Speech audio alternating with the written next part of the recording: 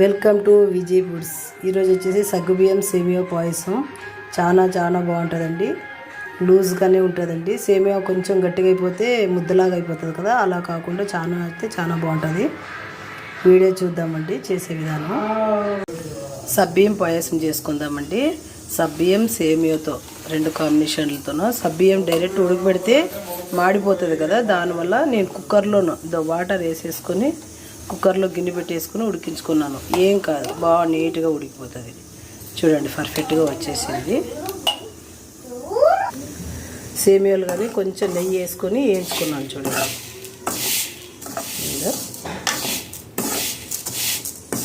బాగా వేగిపోయినాయి. ఇది సపరేట్ ఉడికిపెట్టుకుందాం. ముందుగా వేయించి పెట్టుకున్నాం కదా సేమియాలు, అది వచ్చేసి నీళ్ళు పెట్టేసుకున్నాం కదా, దీంట్లో వేసుకున్నాం. ఒక 5 నిమిషాల తర్వాత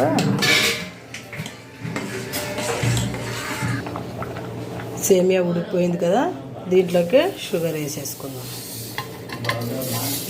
సరిపడంత.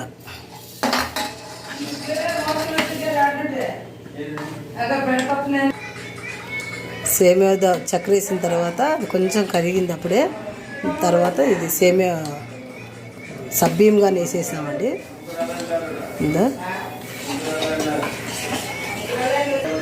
దీంట్లోకి ఎలాచీ పౌడర్ వేసేసుకున్నాం.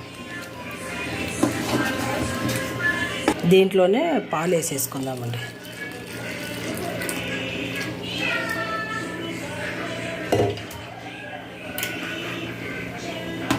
కొంచెం ఎక్కువే పడుతుంది. టేస్ట్ అయితే సూపర్ అంటే సూపర్ ఉంటుంది.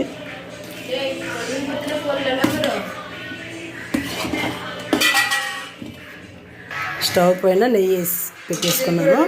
దీంట్లోనే ద్రాక్ష గోడంబి,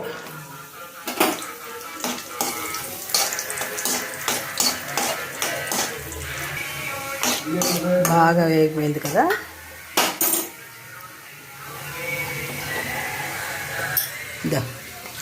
ముందుగా చేసుకున్న పాయసంలో వేసేసుకున్నామండి. స్మెల్ టేస్ట్ సూపర్ అంటే సూపర్ ఉంటుందండి. వీడియో చూసి లైక్ చేసి షేర్ చేసి సబ్స్క్రైబ్ చేసుకోండి ప్లీజ్.